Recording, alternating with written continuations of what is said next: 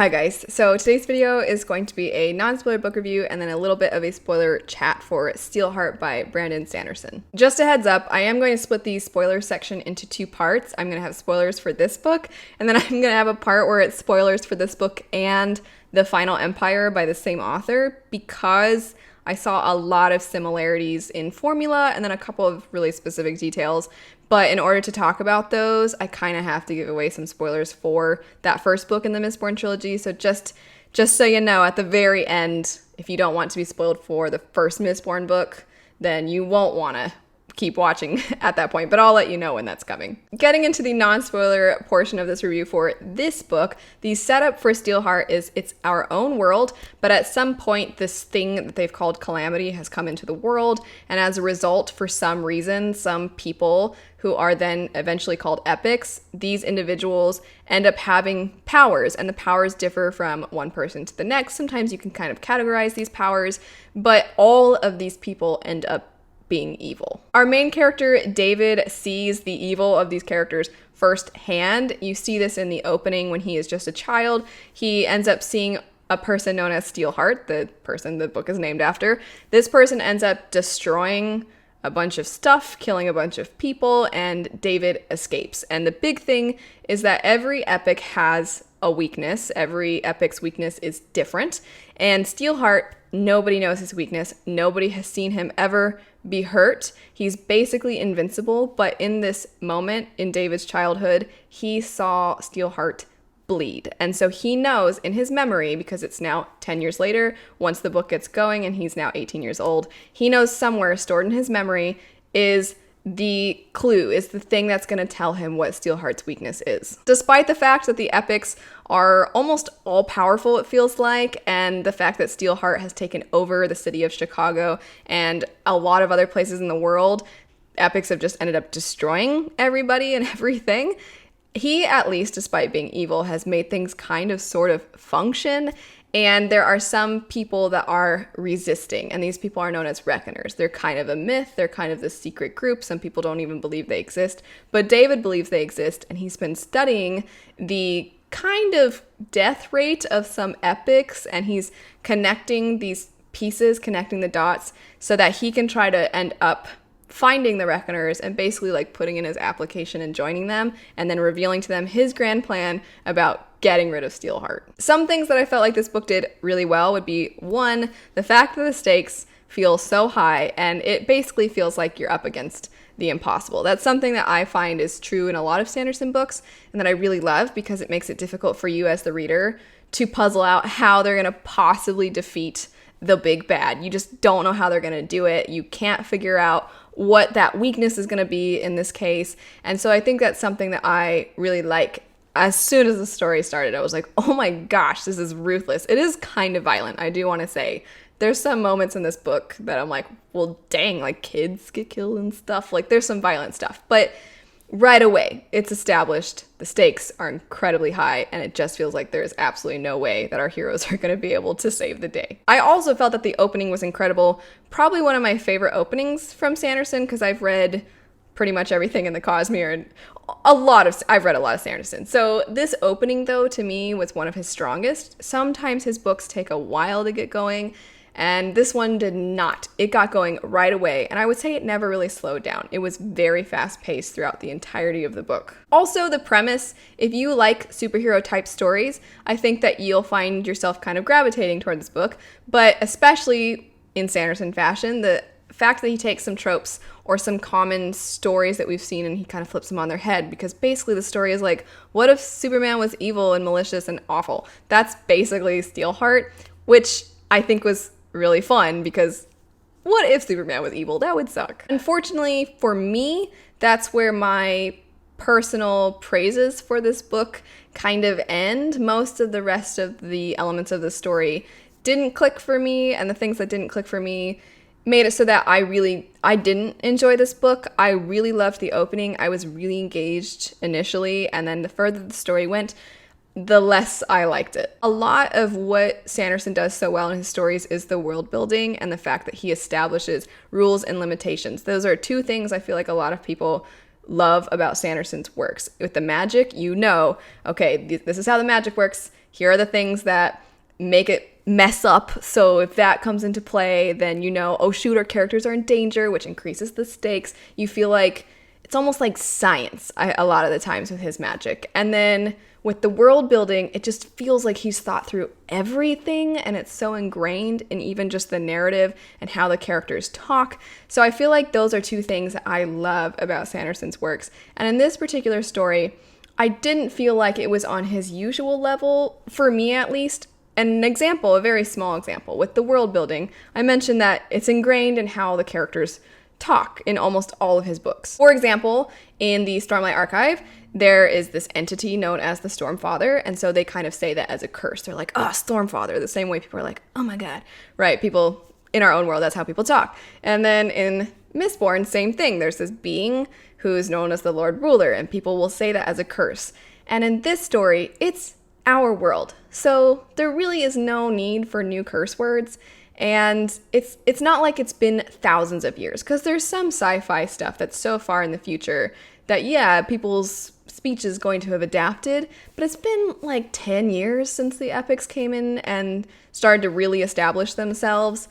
And they just have some new curse words that maybe I could see younger people using, because that's kind of become their life. But there are characters in this story who lived most of their lives before this big event, and then they all use these words too. And it kind of took me out of the story a little bit, because I didn't feel like that actually made sense to the world. I don't know. I just feel like we've had really, really major, huge, terrible events in history. And it's not like, I don't know, I don't go around being like, Hitler, like when I'm upset about something because he was this big person in history who changed the course of the world, or like, I don't use a person's name or like some big thing in history as an exclamation when I'm frustrated. I say the usual stuff. In fact, I say the usual stuff at a PG-13 level, so I know it's possible because I don't curse.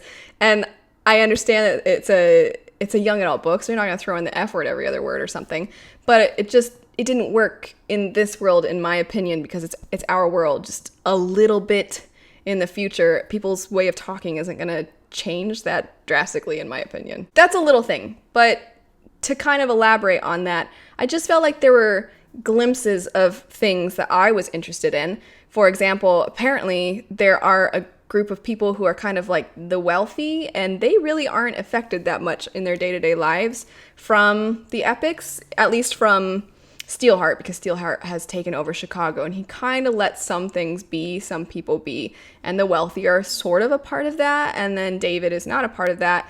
And I just never really got that much about what David's life was like since the terrible events in his when he was a child. You kind of catch glimpses of it, but you really don't see it. He doesn't think back on it all that much, and you also don't really see how it contrasts to those individuals who aren't really affected by it. I do think it would have been difficult to incorporate. I do have to say that, because David's goal is to join this resistance group that's kind of outside of typical everyday life. So I'm not faulting the book for not including it, but my expectations when I go into a Sanderson book are that I'm going to get this amazing world building, and we kind of just go underground and we don't really explore the world that much at all. There was one thing though that kind of didn't work for me when it comes to something I feel like he was trying to establish, but I was like, I don't feel like that makes sense. It kind of feels like a plot convenience thing. So in the story, there are some arms dealers, and once, you kind of do go underground in the story, the arms dealers, apparently, they'll deal to anybody, and it's recognized by the epics, by people that serve the epics, and by people resisting the epics, like the group, the Reckoners. Kind of established that the arms dealers aren't going to tell that their clients, they're kept secret. Everybody allows them to keep their secrets. And the person will be like, oh, I don't deal to any of those people. But you're like, yeah, you kind of do. But I just didn't understand why, if the epics have these extreme, they have such control over everything, why they would even allow why wouldn't they just make those people only work for them? Because they're very capable of really terrible things in their world. And I just didn't think it made sense that they would kind of allow that freedom. Just thought it was a little convenient that our main characters still have access to to like cool weapons and stuff. I would think that that wouldn't really be a thing. As far as the, magic in this story, because it almost feels more like science fiction than it does fantasy, but these epics that have these cool powers, and every epic has a weakness, and a big thing about the story is you're trying to figure out what Steelheart's weakness could possibly be.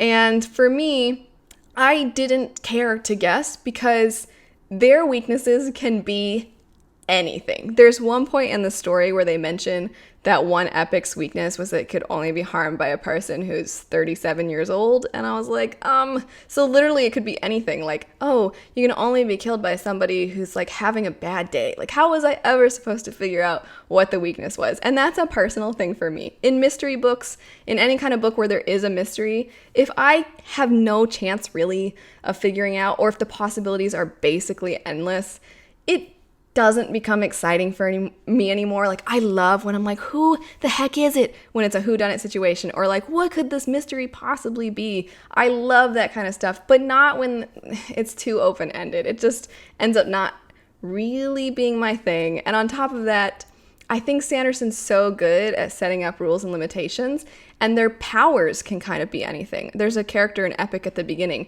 whose power is that his gun never runs out of bullets. And I'm like, how does that work? Which I usually can suspend disbelief. But again, when I'm coming to a Sanderson book, I usually am just, he usually just thinks through everything so well to the point where it almost feels like it could be real. It's not, but it feels like it could be. And in this story, I was like, oh, it can just be anything, which is kind of cool. But like I said, when their weaknesses can kind of be anything, and a big part of the book is them trying to figure out what Steelheart's weakness was, and it's right in that memory of David's. They play through the memory. You're like, I should be able to figure it out. If I go back through and I look at the prologue again, can I figure it out? And I'm like, no, I probably can't, because it can be anything. Those things are pretty minor, I think. There were a couple things, though, that I just found really cringy about the story, and I hate that. I hate that I found certain things in this cringy. But I mentioned that this was on my Instagram probably my least favorite Sanderson book I've ever picked up. And it's not because everything is just so good that something has to be at the bottom. I legitimately didn't like this book. And if I were a teenage boy, because our main character is a teenage boy, he's 18. If I were a teenage boy, I'd be like, dude, do you think this is what we're like? Some setup. So there is a girl in the story, pretty much the only girl in the story. There's one other lady, but you don't know pretty much anything about her. But there's a girl in the story. Her name is Megan. She's one of the Reckoners. She's awesome. She's super hot, and she's also really good with guns, and she can shoot, and she's amazing at fighting. And naturally, David is pretty into her, and I'm like, yeah, that's fine. I don't mind if a character is into another character. I don't mind if that other character happens to be drop-dead gorgeous, ridiculous, over-the-top, hot character. That doesn't bother me. It doesn't bother me either that it's maybe a little bit stereotypically like a Michael Bay love interest chick where, like she's like Megan Fox with the car in Transformers, right? That's kind of, and her name's Megan, it's perfect. So anyway, I don't mind even if that's kind of what the character is like. But this character pretty much gets she's not fleshed out at all. I do think, and I'll get in the spoilers, I'll mention the spoilers, I do think there's a little bit of an asterisk involved with that as to why. But basically, I don't mind that she wasn't super fleshed out because of this little asterisk thing, because it kind of makes sense why you wouldn't get to know her too much. But what didn't make sense was that David didn't just think she was attractive. He was pretty much head over heels for her because she was hot. And there are multiple times in the story where it kind of just talks about how hot she is.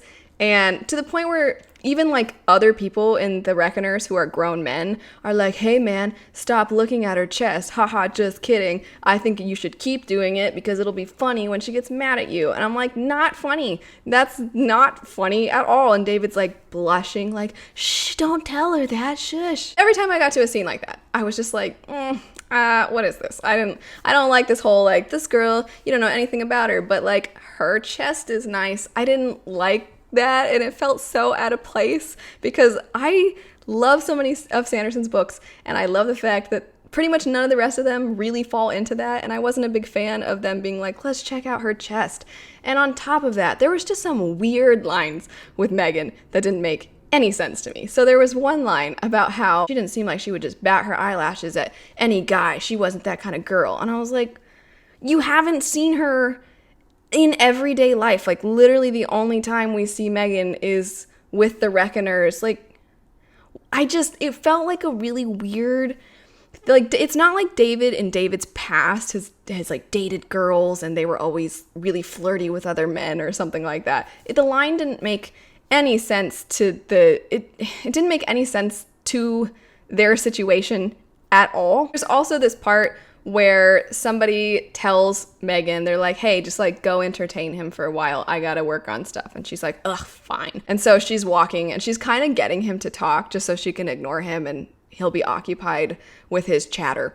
And he realizes that that's what's happening. He's like, aren't you supposed to be entertaining me? And she's like, well, fine. What do you want me to do? And early on in the story, there was this part where she like had to rip off her dress and she had almost like biker shorts and stuff underneath. So she wasn't naked or anything. But when it first happened, David was like, I understand somebody ripping their clothes off. That would be a little, especially if they're super attractive and you're really attracted to them. I get that would be like a moment, right? But in this scene where she's like, okay, fine, what do you want? And he's like, I liked it when you strip teased. And David is not suave, right? This isn't one of those scenes where it's like, remember back when you took your clothes off? And it's like, ew, gross, dude, don't do that. No, David's like this guy that doesn't know how to talk to anybody and whatnot. And for him to say this, it was just really gross and weird and cringy. And she is like, what? And he in his head, he's like, did I just say that? Oh my gosh. Oh no. And he's like, you know, like when you took off your dress. And then she just walks away from him. And I actually feel like Megan is the true hero of this story because David's an idiot. And all the times that Megan was cold and rude to him, I was like, please keep being cold and rude to him because he's stupid. I kept waiting for a moment where David would realize that he's being really, like, I don't know. I didn't like that David was icky with Megan and that Megan was basically just hot. And that even other adults in the group were almost encouraging to have her be looked at that way and stuff. I didn't really like how that was done. But I have one other thing that has nothing to do with Megan that I was like, what? There's a part where they are talking to this guy who happens to look like he is of Indian descent, Indian from India. And they're talking to this guy, and apparently the guy gestures a lot. While he's gesturing a lot, David thinks, oh, this guy gestures a lot. You'll have to make sure you don't sit too close to him lest you get smacked while he's emphatically talking about curry. And I was like, what is this? What is this? I mean, it's like, let's just take an Indian person who's not even really a big character in the story. You see them pretty much once, and let's throw in a stereotype about Indian people out of nowhere. And it literally doesn't make sense to the story whatsoever because earlier in the story, David mentions bananas and Megan's like, how do you even know what bananas look like? And he's like, I remember from these things, whatever. But they make this huge deal about bananas and how she even says like, but bananas are from Latin America and he doesn't bring things in from Latin America. And I'm like, first off, you can grow bananas in the US too. But sure, a lot of our imports are from Latin America for bananas, whatever. But it was like such a random thing in the story that they were making a big deal about bananas. And then there's this scene with this Indian guy and he's just like, oh, you know, like you don't want to get too close to him in case he's talking about curry. He might smack you with all his gesturing. And I'm just like, this is so uncomfortable. I just was really, really, really confused by that line. And in case anybody's like, well, were they talking about food or were they talking about his culture and where he's from? And no, they're not talking to him about any of those things. They are talking to him about epics and their powers and those sorts of things things that are pertinent to the mission. So throwing in this really weird stereotype thing, like this thing, I'll stop the non-spoiler part of the review there and just say that this book had some twists toward the end. I personally found most of the twists to be kind of figured out that they were going to happen, but that doesn't mean they're bad. I think there are stories where you kind of know the twists are going to be, and when they happen, it's really cool, and you're like, yes, I got it, and stuff. I think that that's true for a lot of stories, so I don't think the book is bad just because you've figured out the twists, and I also don't think that the twists are so obvious that some people won't be surprised by them. And I think that that is one thing about later on in the book that was pretty cool. Like I said at the beginning, super fast paced. The opening, it gets going right away. And the stakes are so high that you just have no idea if, one, how they're going to win, and two, if they even will. If you like the sound of the story and all those other things I mentioned don't sound like they would be off-putting to you, then definitely pick it up. A lot of people really enjoy this story. A lot of people find it to be so fun and such an interesting twist on your typical superhero story. So if you think it sounds good, definitely pick it up. But for me, if you've never read any Sanderson, I would not start with this one, just because I don't personally think it is Sanderson at his best. I am going to get into spoilers now, so if you don't want any spoilers, don't keep watching. The first thing I want to mention is to do with Megan. So I actually think, and it made perfect sense that Megan's character wasn't really elaborated on that much and fleshed out that much for a couple reasons. One, he can't flesh her out, because if you find out Megan's past or more about Megan, then you find out the twist that she's actually working for Steelheart. So I think that it made sense that you aren't really going to get to know her. And I also think that her back and forth behavior of her just being really rude to him, and then her seeming to be a little warmer to him, and then her being really rude to him again, I think that it seems at first like her just being frustrated at David because David's an idiot, but instead it's actually that whenever they use their powers, it kind of causes this reaction in them where they become really bad people or really irritable people. So I think it did make sense that she wasn't incredibly fleshed out. I just wished that David, when she's really rude to him, he should just be like, well, F this chick, I'll go talk to the rest of the Reckoners. That's kind of, I feel like, what I would have preferred. I don't think I have a ton of other spoilers for this book that don't also have to do with Mistborn. I'm not trying to say that, oh, how dare Sanderson have a formula that he explored more than one time, because there are so many authors that have a formula and then they just stick with it for every book they write, and they're bestsellers and it works for them. And hats off, because some people, they enjoy something that's familiar to them. But there were some things with this story that I think may have contributed to why I felt like the twists weren't that big a twists for me, because they were so similar to things that happened in Mistborn. So if you haven't read The Final Empire, you probably don't want to keep watching. First, there's this whole idea that there is this upper class that isn't really affected that much by Steelheart and gang. Then you have somebody from this lower group, and in this case David. In Mistborn you have Vin, and these individuals end up joining this crew of people who are set out to do the impossible and take down what feels like somebody who is invincible. Both of these individuals are noticed after a certain plan that involves some lower level individuals. In the case of Mistborn, they're just kind of trying to scam some people with the group that Vin is currently with. With David, it's actually the Reckoners doing it, but they're trying to kill a lower level epic. But either way, both of these situations lead to David and Vin being noticed by these crews, and then these crews taking them in. Difference, of course, David sought them out and he actually knew about them, whereas Vin, it was kind of like she had no idea they existed, and then they're like, hey, pretty sure you have powers, like, come join us. Both of these individuals, David and Vin, end up at some point having a scene where they see the consequences of if they had stayed with the people that they were with or the lives they had been living. Vin sees this group that she was involved with before, and pretty much everybody was slaughtered really violently. And David, not everybody slaughtered really violently, but he sees somebody that he knew before who became a part of enforcement, and there's kind of this mission where both of these characters face what their lives may have been had they stuck around. You also have the chalkboard scene with Kelsier in Mistborn where he's writing out his whole plan. Then you have Prof writing out the plan. Most of the similarities, though, in my opinion, had to do with how things resolved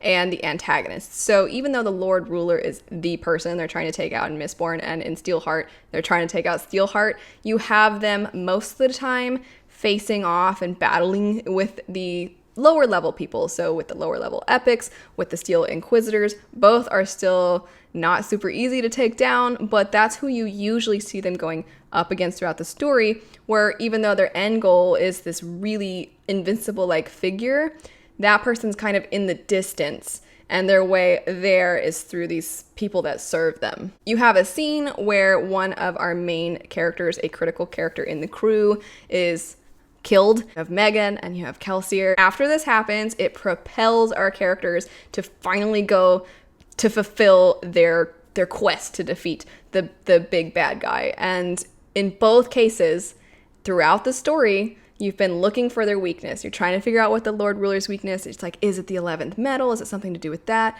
With Steelheart, you're trying to remember from David's recollection, like, what could it possibly have been? And throughout the story, they're trying to find this weakness. It's kind of this thing in the background, and they don't. This critical person dies in their crew, and then they're like, we don't know the weakness, but in this person's name, we're going after them anyway. And they end up fighting the main antagonist despite not knowing their weakness. They get it handed to them, which happens in Mistborn. Vin ends up getting destroyed, and then she ends up, even though she still doesn't know the weakness, she decides, like, I have to go back out there. And in Steelheart, they're like, that's it, we're leaving, this isn't gonna work, we have to go. And David's like, no, I'm going one last time, even though I still don't know his weakness. Vin ends up piecing together what it was based off of the fact there's a lot of setup to do with feruchemy and allomancy, and then David just like figures it out what Steelheart's weakness is. But either way, both of these characters in their final moments where they think they're gonna die,